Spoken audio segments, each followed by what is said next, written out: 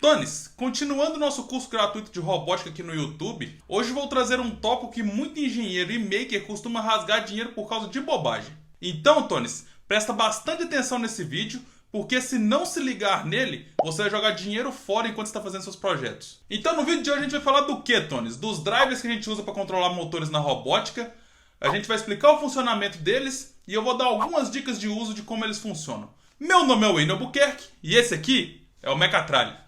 Tones, antes de entrar na lista, a gente vai responder a primeira pergunta desse vídeo.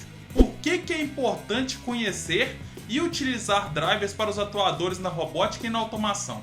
E a resposta é muito simples. É pelo fato de que cada atuador na robótica e na automação não só tem um funcionamento particular, mas também seria um desperdício de tempo e dinheiro implementar seu funcionamento em uma eletrônica e um código de programação para cada projeto que você for usar. Por esse motivo, Tones, criamos essa lista e focamos nos drivers que eu considero um ponto médio entre os drivers industriais profissionais e os drivers robistas mequetrefes, como diz o nosso amigo Peter do Enerd. Número 1. TB6560. Dando início para nossa lista, Tones, vamos começar pelo driver que controla o meu motor favorito. Tones, o driver de motor de passo TB6560 é um driver baseado no driver TB6600 da Toshiba, sendo capaz de controlar um motor de passo bipolar com muita qualidade e altíssima eficiência. O driver TB6560 trabalha com a tensão lógica de 3V3 e até 5 volts. E pode trabalhar com motores de até 34 volts com 3,5 amperes.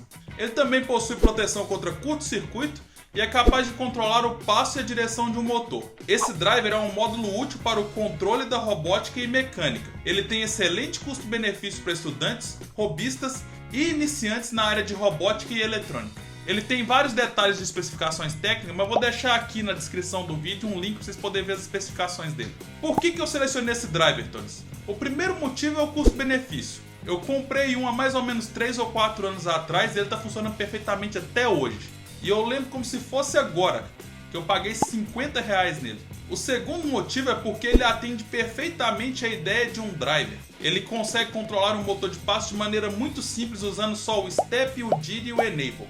Para ficar mais simples, o Enable ele vai falar se o seu motor vai estar ligado ou não naquele momento. O DIR vai dizer se ele vai girar para a esquerda ou para a direita. E o Step vai dizer para ele quantos passos que ele tem que dar. Para cada sinal que o seu microcontrolador mandar, ele vai dar um passo. Tudo isso vai ser controlado de acordo com os pinos do seu microcontrolador. Número 2. ESC. Tones, vocês já se perguntaram como os motores de drones e aeromodelos são acionados? Primeiro é importante lembrar que os atuadores para esses robôs costumam ser motores brushless. E assim como falamos no início desse vídeo, eles têm um funcionamento bem particular. O ESC, Electronic Speed Controller, como o próprio nome já diz, é um controlador eletrônico de velocidade. Ele tem como função variar a rotação de um motor elétrico DC, seja através também da variação de corrente ou do controle de acionamento das suas bobinas. A grande maioria deles também alimentam o receptor do sistema de rádio e os servos com 5 volts através de um sistema chamado BEC. Mas como que o ESC funciona, Tones? Tudo é controlado por um microcontrolador que possui uma sequência binária pré-definida em seu firmware, para o acionamento do circuito de MOSFETs que irão energizar as bobinas do motor na devida sequência. O controle da velocidade é feito através do sinal PWM, recebido e interpretado pelo controlador. Quanto maior o sinal de PWM, mais rápido o ESC vai acionar o seu motor. Em outras palavras, Tones, ele tem alguns transistores para poder acionar cada bobina e dependendo do sinal PWM que vir, esses transistores vão abrir ou fechar numa velocidade específica. E por que eu estou falando do ESC, Tones? É porque ele é um meio termo. Existem pessoas que montam com um Arduino, por exemplo, os drivers brushless que eles usam. E também existem os drivers industriais. Só que enquanto eu estou fazendo esse vídeo aqui, eu estou dando foco nos drivers que são mais acessíveis e que conseguem fazer o serviço para poder controlar um motor. No caso, o ESC é um desses drivers. Número 3. Driver de motor DC. Tones, esse tópico é um pouco estranho, porque se você parar para pensar, um motor DC, desde que você ligue uma corrente contínua nele, ele vai girar, tanto para um lado quanto para o outro, independente do jeito que você ligar. Só que eu vou falar de um driver para ele, porque não necessariamente o motor sempre vai girar para um lado. Então, começando, a gente vai falar primeiro de um circuito eletrônico chamado ponte H. O que é a ponte H, Tones? A ponte H é a associação de 4 transistores que fazem uma montagem que faz a seguinte estrutura. Quando 2 transistores são acionados, a corrente que passa do motor vai em uma direção e quando os outros dois transistores são acionados, a corrente vai pela outra direção. Dessa maneira você consegue controlar a direção que o seu motor vai girar. Uma coisa importante na ponte H, você tem que ficar sempre atento que você não pode ligar nunca os dois transistores do mesmo lado, senão você vai dar um curto-circuito na sua ponte H. Continuando, essa ponte H normalmente você consegue achar um circuitinho dela na internet chamado L298, que eu vou explicar daqui a pouquinho. Só que ele é um circuito que ele é muito utilizado para poder trabalhar com motores de pequeno porte. Caso você precise trabalhar com motores de maior porte, você pode ou montar um circuito com CLP para poder acionar esses motores, ou você pode montar um circuito de relé para poder acionar esses motores. Agora, se você precisar fazer um controle de velocidade, aí o buraco é mais embaixo. Você precisa alternar para poder usar coisas como, um exemplo, MOSFETs, como relés de estado sólido, ou alguma coisa que consiga chavear em alta frequência para conseguir fazer um PWM. Para terminar essa parte do drive, eu vou falar do L298. O L298 é um módulo para Arduino. Ele consegue controlar dois motores DC porque ele é uma dupla ponte H. Em cada um dos lados você coloca um motor DC e você consegue, por exemplo, controlar um robozinho igual aqueles carrinhos de duas rodas. Número 4. Inversor de frequência. Tones, normalmente motores monofásicos e trifásicos são controlados por circuitos de partida fixos e não programados, somente acionando contatores. Porém, Tones, essa não é a única forma de controlar esses motores. E a gente vai falar agora de uma outra forma para fazer isso. Os inversores de frequência são dispositivos eletroeletrônicos cuja sua função é proporcionar o controle avançado de motores. É uma das partidas mais utilizadas na indústria e apresenta inúmeros benefícios, tanto para o motor quanto para a aplicação. Porque se você programar bem o inversor de frequência, você vai conservar também o seu motor. Basicamente o que eles fazem, Tony? Eles convertem um sinal senoidal de amplitude fixa em um sinal modulado por largura de pulso. No caso, ele transforma isso num PWM. Dessa maneira, ele possibilita que você controle a variação de velocidade do seu motor. Tony, esse sinal de entrada senoidal é tratado por alguns blocos que compõem o nosso equipamento. Eu vou falar deles agora. O primeiro bloco é uma ponte retificadora. Eu vou deixar o gráfico do que ela faz aqui. Basicamente é uma associação de 4 diodos que faz com que a parte negativa da senoide fique positiva. Vocês vão ver o gráfico. Depois que esse sinal passa pela ponte retificadora, ele vai entrar no filtro CC. Esse filtro é composto por capacitores e indutores a fim de pegar esse sinal que é um monte de morrinho e deixar ele um pouquinho mais liso. Também vou colocar um gráfico aqui. Depois disso, esse sinal passa pela ponte inversora. Essa etapa é composta pela associação de transistores do tipo IGBT, onde eles recebem esse sinal quase DC e convertem esse sinal num sinal de PWM. Por que quase DC? Porque ele tem aquele ruidinho que está lá em cima. Depois disso ele entra no bloco de controle, que é onde a gente vai programar o nosso inversor de frequência. E por fim, ele sai da parte de controle e vai para a parte de potência, onde essa parte é composta por todos os filtros, mais retificadores e mais a parte do IGBT, para poder mandar o sinal para dentro dos motores. Por que eu escolhi o inversor de frequência, Tones? Por mais que ele seja caro, ele é o meio termo de fato do que se usa na indústria. Porque você pode usar contatores para poder acionar os seus motores, fazendo a partida estrela-triângulo, tanto faz. Você pode usar um inversor de frequência, ou você pode usar soft starters. Se você fizer uma pesquisa no Google, você vai ver que os inversores de frequência estão no meio termo de preço. Só que todos são muito usados na indústria. Número 5. Servodriver. Tones, nessa parte eu trouxe 2 servodrivers, porque o primeiro ele é um pouco salgado e eu nunca vi um maker usando ele, mas ele é acessível.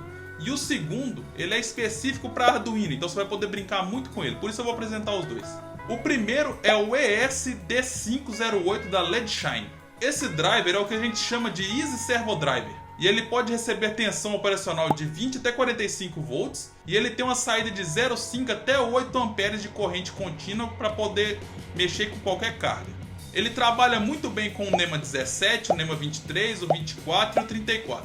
Aí você está se perguntando, todos eles são motores de passo? Sim, só que o motor de passo tem aquele probleminha que pode ser que ele perca passos quando ele não está bem dimensionado. Nesse caso, quando ele está com esse driver, ele tem um encoder. E o encoder obriga o motor de passo a fazer os passos corretamente. E essa é a parte mais legal desse driver, Tones. Porque esse driver, ele não só controla o motor, como ele também processa a entrada do encoder. Ou seja, você mandou o seu motor de passo dar 10 passos, ele vai dar os 10 passos. Se no 8º passo ele travar, o encoder vai ver isso e ele vai ficar forçando ele a dar esses 10 passos.